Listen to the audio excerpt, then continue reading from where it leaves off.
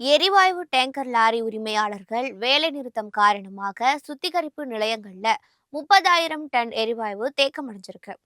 பதிவு செய்யப்பட்ட தகுதியான அனைத்து எரிவாயு டேங்கர் லாரிகளுக்கும் வேலைவாய்ப்பு வழங்க வலியுறுத்தி தென்மண்டல எல்பிஜி டேங்கர் லாரி உரிமையாளர்கள் காலவரையற்ற வேலைநிறுத்த போராட்டத்தில் ஈடுபட்டிருக்காங்க.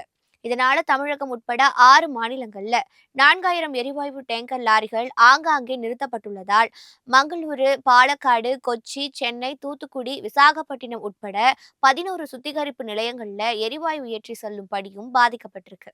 வேலை நிறுத்தத்தால் நாள் ஒன்றுக்கு 10,000 டன் எரிவாயு வீதம் கடந்த 2 நாட்கள்ல 30,000 டன் எரிவாயு பாட்லிங் பிளான்ட்டுகளுக்கு கொண்டு செல்ல முடியாமல் சுத்திகரிப்பு நிலையங்கள்ல தேக்கமடைஞ்சிருக்கு.